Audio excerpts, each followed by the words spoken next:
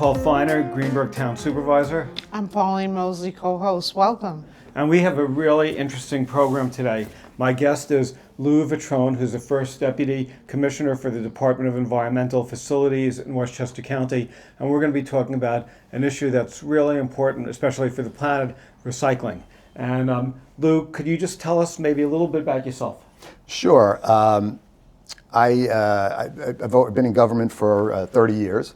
I started as an assistant district attorney in Nassau County, and I came up to Westchester after a stint in the city with Peter Vallone, and then I came up here and started with the County Solid Waste Commission.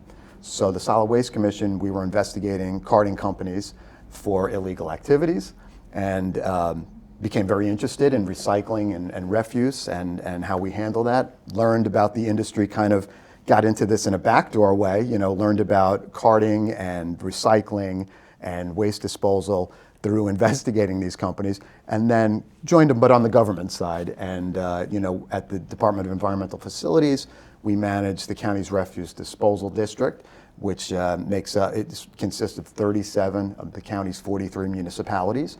It's over 90% of the county population lives within the district, and we handle all of the recycling programs for the county and the sustainability programs, but also the disposal of the solid waste, which is your typical municipal garbage. I remember when I was in high school or college, Al Del Bello, he was the county executive at that time. The big thing was he worked out an agreement in Peekskill, and they had the MRF and Wheeler Brader Fry. Could you just explain, what the MRF is and Sure. What Wheeler Brader Fry's involvement was? Right. So Wheeler Brader has gone through many iterations since then.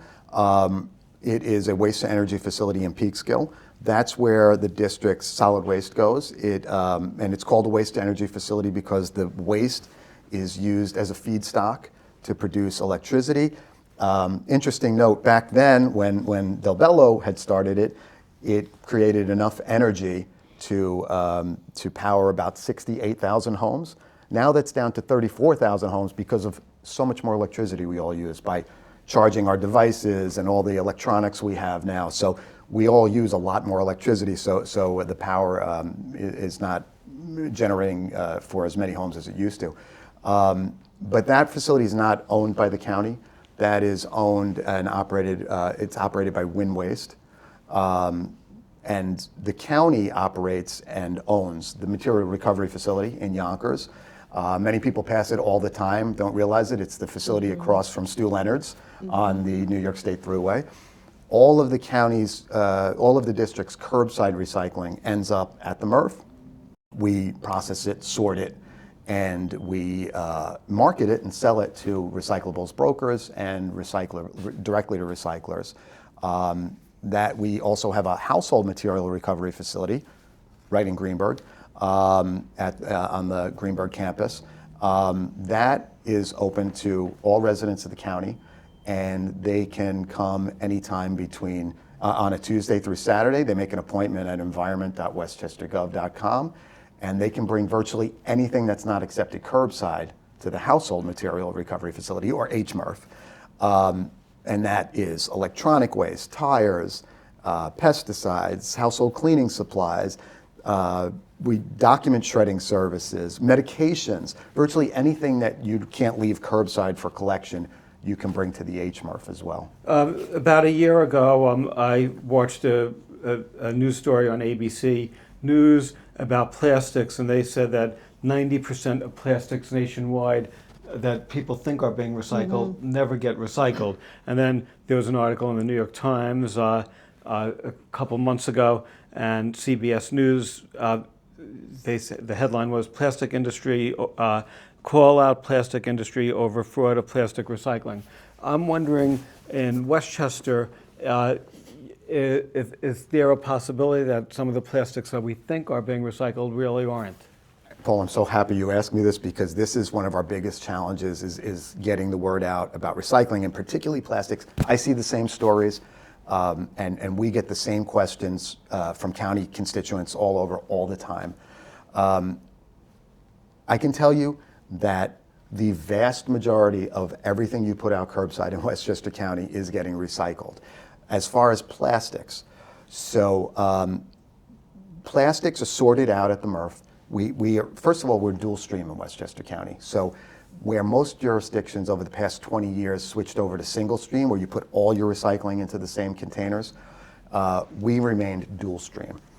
I bring that up because it helped tremendously with plastics recycling. About 6 or 7 years ago, 2017, 2018, China, which was the biggest purchaser of recycling in the world, they really pulled back and out of the market.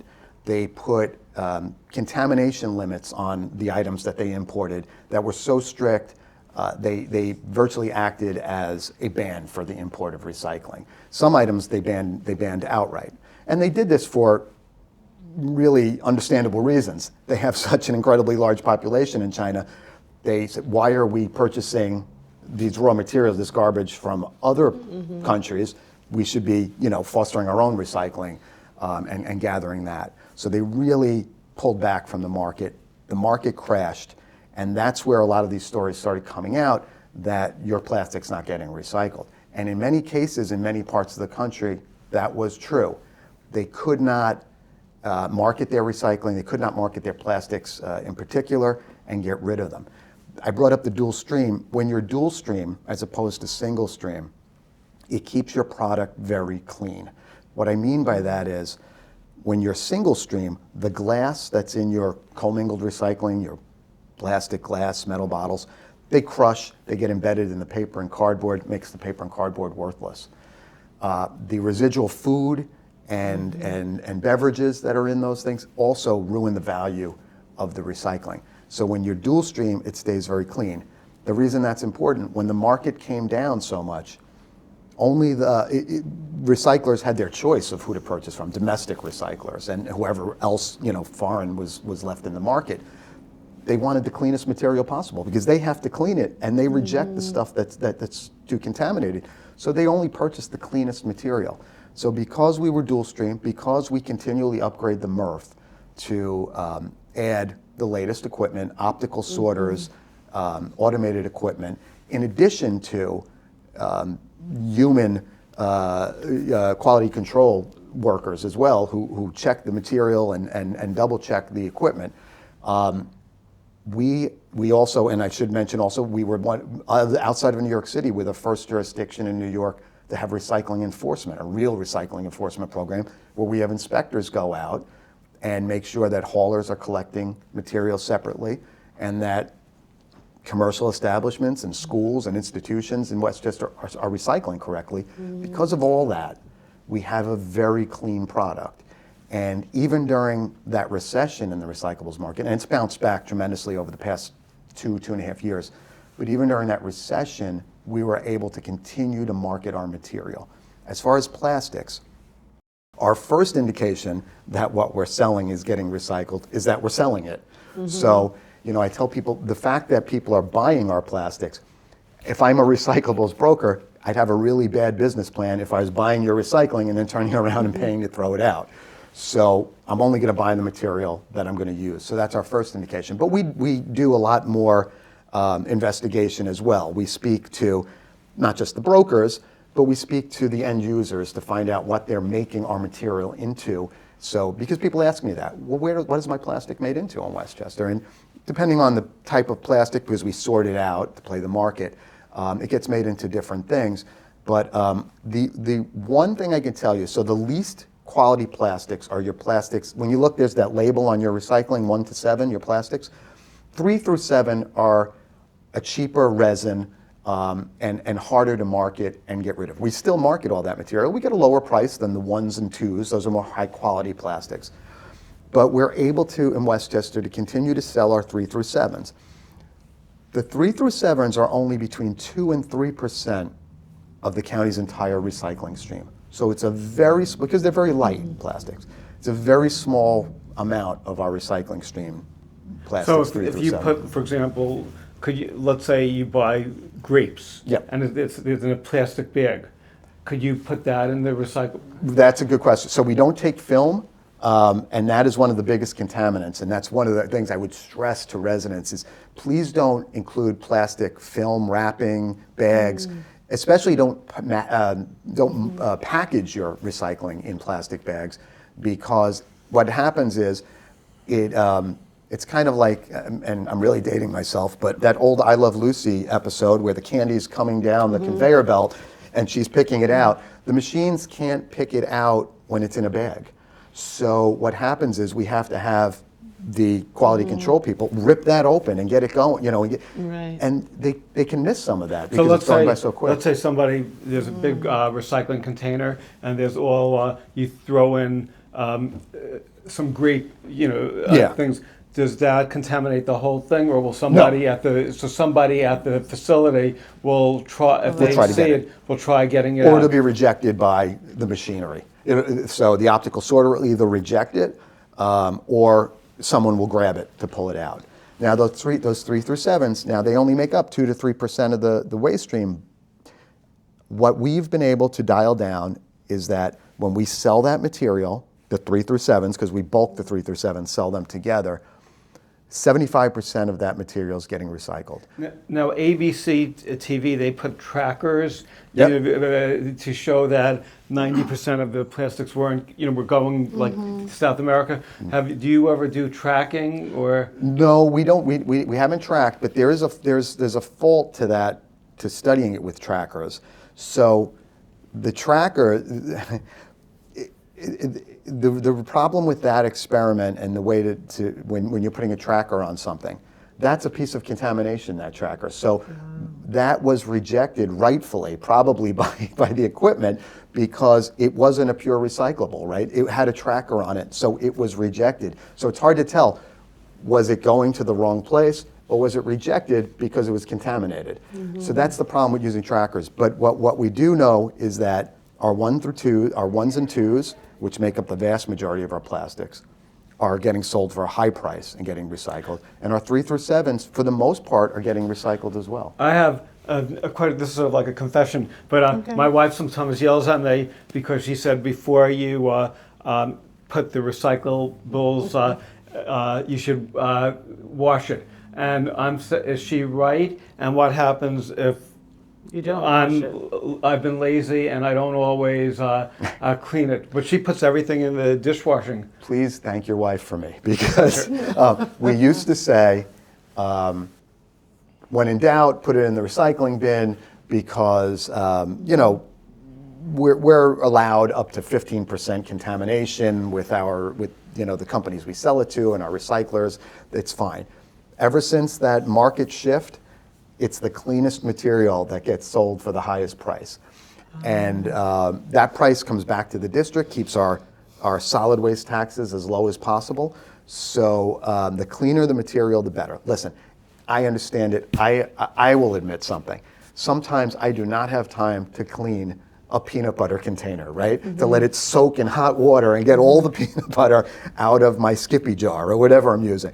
So I might throw it out.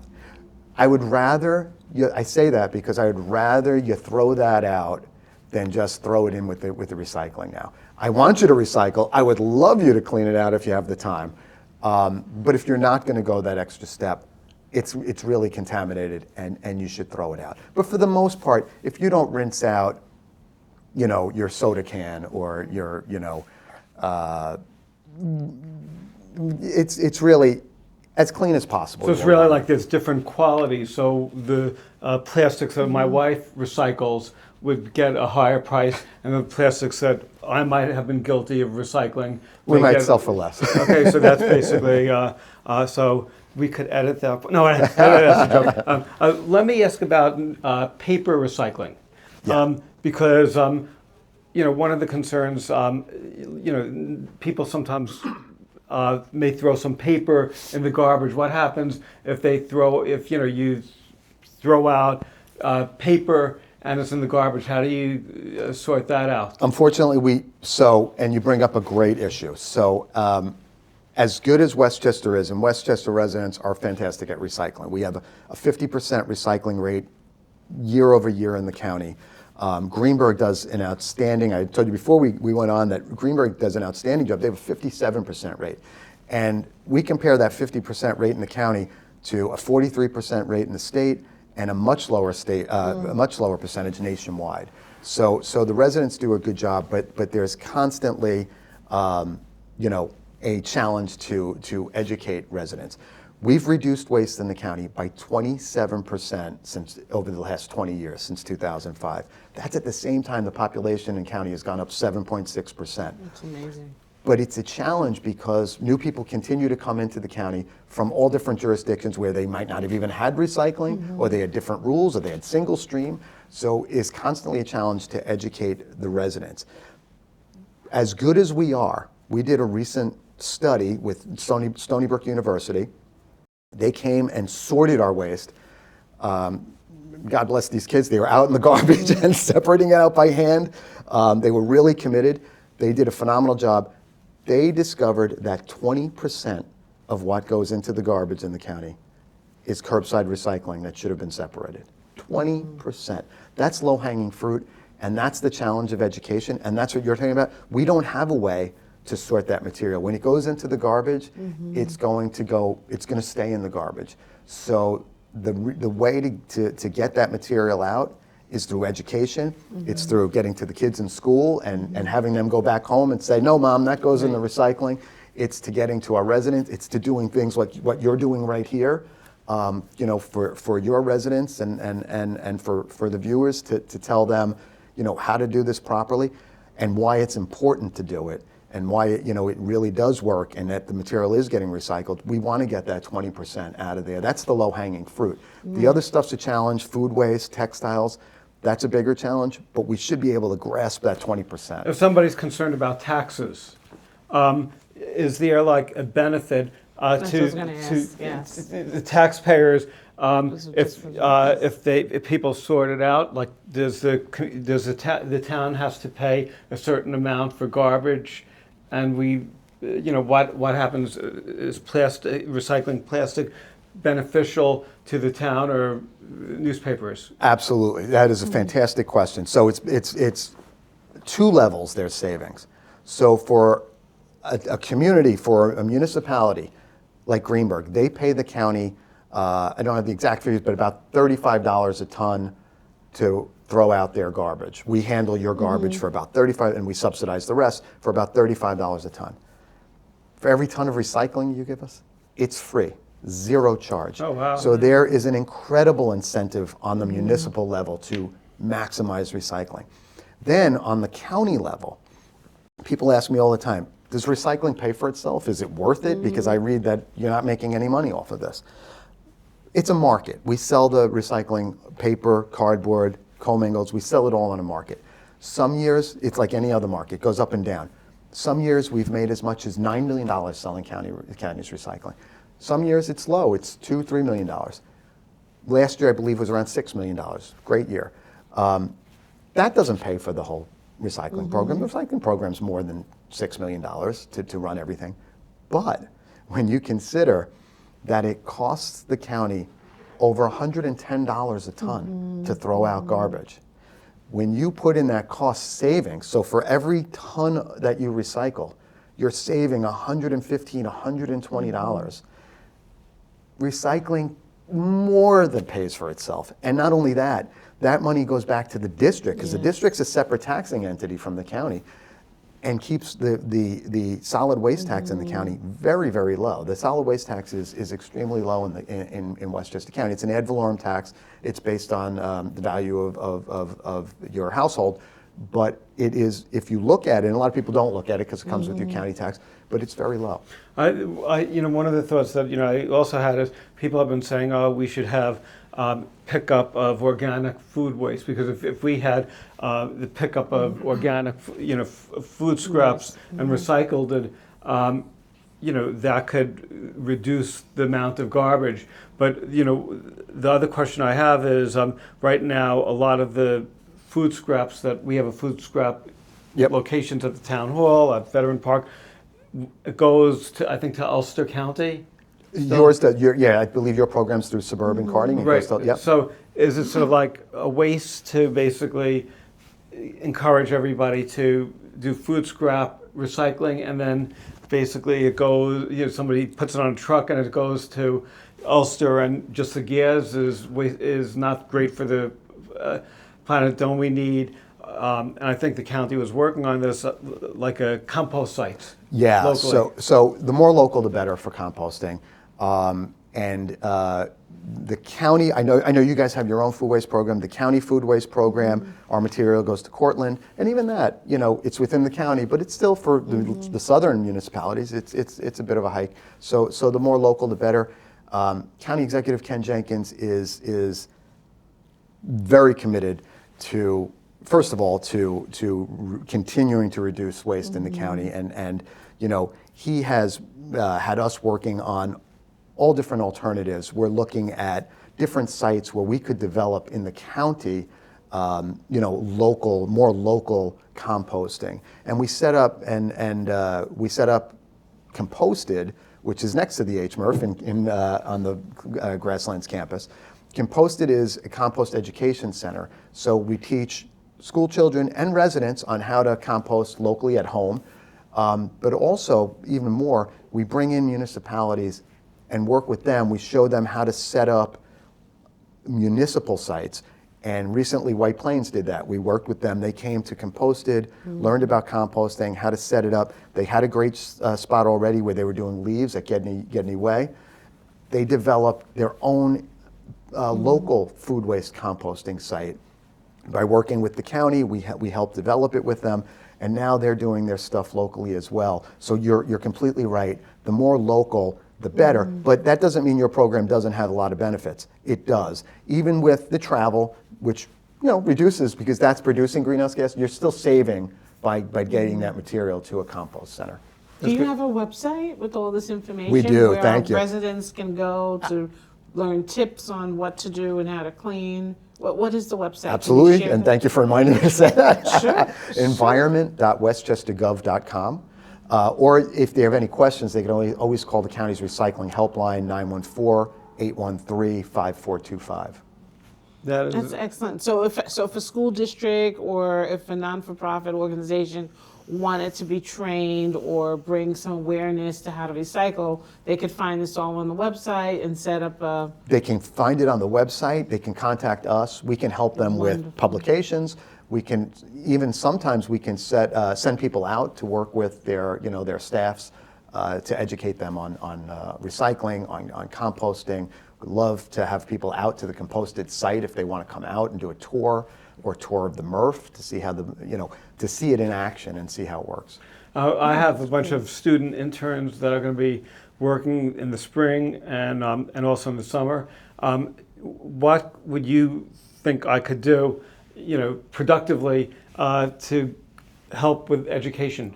What could students do? That's a great question. So we have summer interns as well. Last year, what we did, we sent them out to businesses around the county to speak with them about offering recycling containers. Sometimes you go into a fast food place or a cafe or something, and you'll see just one container, and you don't know what to do with that bottle. What are you going to do? You can throw it. A lot of people aren't going to carry it back to the car and carry it home.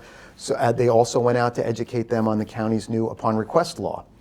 We're still trying to get the word out on that. So the upon request law reduces a lot of those little plastics. So the condiment packets, right? Even if we were able to recycle them at the MRF, they're contaminated. You're never getting all the mustard or soy sauce or whatever out of the condiment packet, ketchup. But also the forks, the spoons, the stirrers, none of that material actually gets recycled. I know people like to put that in. It is a recyclable material, but we can't recycle it at the MRF because it falls through the conveyors. The optical sorters can't pick up that material. It ends up in the garbage. So the upon request law, it doesn't ban all of those items. It did ban plastic stirrers and plastic splash sticks, but it made them upon request only. So when you're when you're going to one of these places, they're not supposed to throw that material all in your bag anymore. They're supposed to give you that packet of fork, spoon, knife, ketchup, napkin, throw it all in there. You're supposed to have to ask for them individually.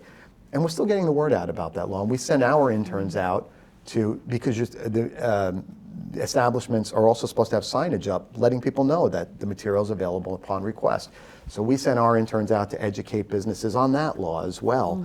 Or maybe even the restaurants, we could have them promote the food scrap, recycling, Right. because if everybody would do the food Absolutely. scrap, the restaurants, that would be like perfect. That would be a really That would good, be really Absolutely. project. I just want to mention, before program ends, I'm so impressed with how passionate you are about the field. I was sort of thinking while you were talking, I said, when you listen to the federal government, it seems like all government employees, nobody really cares, and you sort of represent like the best of the best. If all government employees really cared like you are, I think that the public impression would be much different. So I'm really very impressed. I'm really glad we did this interview, because it's really nice when you see Absolutely. people in government who really care and really are trying and really obviously love their job. Thank you so much. That means a lot, coming from someone who's been in office for Forever. Forever. I know you were around in the BOL when they were talking about recycling laws and the source separation laws, so from the beginning. But I truly appreciate that. I'm a bit of a recycling nerd, so I can talk about this and bore the hell out of people. My kids don't want to hear about it anymore, so I come and talk to you guys. But it's also nice when somebody when they have a job and it's not really a job. It seems like a passion for you. I enjoy it. And yes. and I really think it's really great. We only have a couple minutes left. Is there anything that we left out that you think we should be highlighting, or are there any other initiatives that you think the town could take that we're not taking? And as I said, Greenburgh does a phenomenal job. We have a textile program that I'd love to talk to you guys about, where we're offering curbside collection of textiles if you're interested in that for residents. But the main thing is, Paul, I would say just encouraging people to recycle, and that it's actually getting recycled in the county, and we can show you the statistics. And also, don't make yourself crazy. It's not the smallest little things, but just focus on those curbside recyclables that we've always been trying to get out of that waste stream.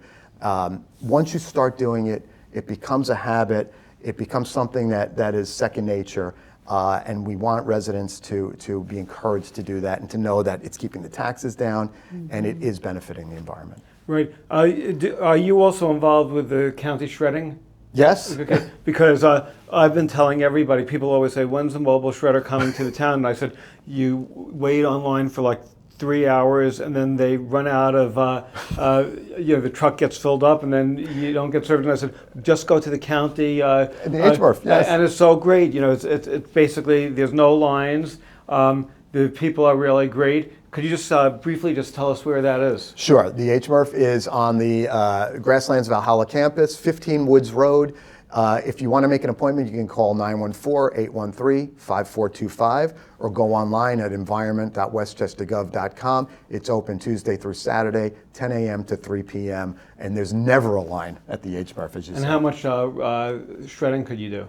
Up to 4 boxes for each resident. If you bring a little more, we'll take it. But we ask you to try to limit that to 4 containers of shredding material. Right, but I've gotten lots of rave reviews about that, and it saves people a lot of time. People always say, "Oh, I have," and they wait online for 3 hours, and you could wait online for 5 seconds going to the county. So much better. Well, thank you very much, and I really appreciate your joining us today. This was so interesting. Thank you. I Thank you took both. all Thank these you. notes, and Yes. it was so easy to interview. Thanks. Thank you. Thank It's you. a great show. Thank you.